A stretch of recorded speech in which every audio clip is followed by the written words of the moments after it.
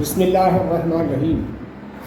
سورہ نحل آیت نمبر 125 میں اللہ تعالیٰ ارشاد فرماتا ہے کہ اے نبی صلی اللہ علیہ وسلم اپنے رب کی راستے کی طرف دعوت دو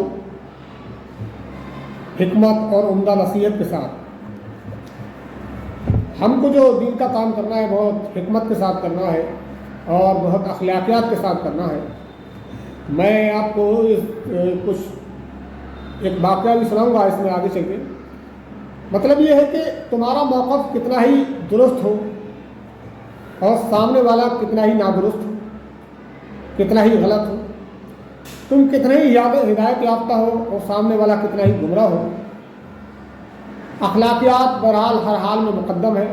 تمہیں اخلاقیات سے پیش آنا ہے، سامنے والا سنے یا نہ سنے اس پر آپ کی بات کا اثر ہو یا نہ ہو، اس سے آپ کو مطلب نہیں ہونا چاہیے۔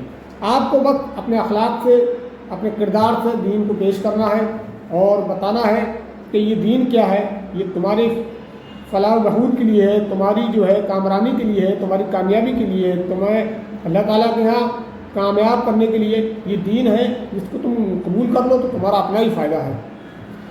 اس میں واقعہ یہ ہے کہ مالک بن دینار کے گھر ایک چور آیا، تو جب وہ سارے گھر میں جو ہے تلاش کرنے کے بعد اسے کچھ نہیں ملا تو وہ واپس جانے لگا۔ تو واپس جب جانے لگا تو مالک بن دینار نے اس سے کہا کہ تمہیں یہاں کوئی دنیاوی سامان نہیں ملا؟ تو اس چور نے کہا نہیں، مجھے کوئی سامان یہاں پر نہیں ملا۔ تو مالک بن دینار نے کہا اگر تمہیں یہاں دنیاوی سامان نہیں ملا ہے تو آخرت کا کچھ سامان لے کر جاؤ گے؟ اس چور نے کہا ہاں۔ تو مالک بن دینار نے اسے کہا کہ جاؤ وضو کرو اور 2 رکعت نماز پڑھو۔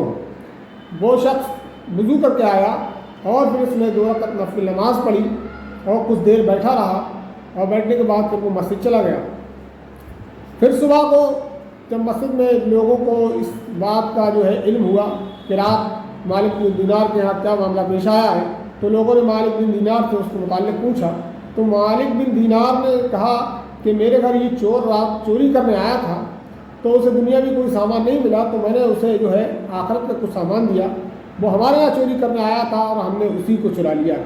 مطلب یہ ہے کہ ہم جو ہے دین کی دعوت لوگوں کے سامنے جب اخلاق کے ساتھ، عمدہ نصیحت کے ساتھ، حکمت کے ساتھ پیش کریں گے تو یقیناً لوگ ہماری طرف مائل ہوں گے، ہماری طرف آئیں گے، ہماری بات سنیں گے، سمجھیں گے، اور اگر اللہ چاہے گا تو وہ ہدایت یافتہ بھی ہو جائیں گے، کیونکہ ہدایت دینا اور نہ دینا تو اللہ تعالیٰ کے اختیار میں۔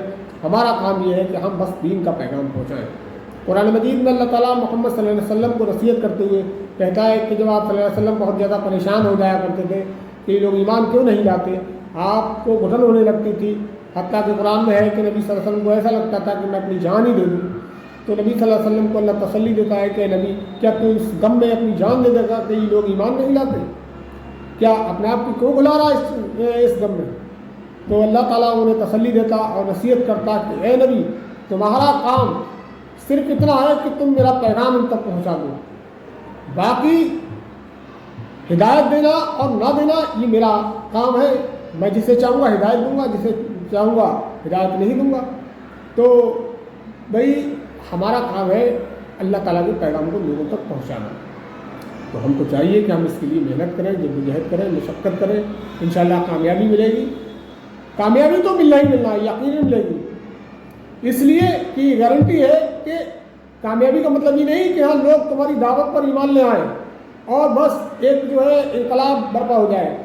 دعوت کا مطلب، کامیابی کا مطلب یہ ہے کہ لوگ تمہاری دعوت سنیں یا نہ سنیں، ان کے سامنے دعوت پیش کرنا ہے تو تم اللہ کے یہاں کامیاب ہو جاؤ گے، کیونکہ تم پر اللہ تعالیٰ نے جو ذمہ داری ڈالی تھی اس ذمہ داری کو تم نے پوری طریقے سے ادا کیا ہے۔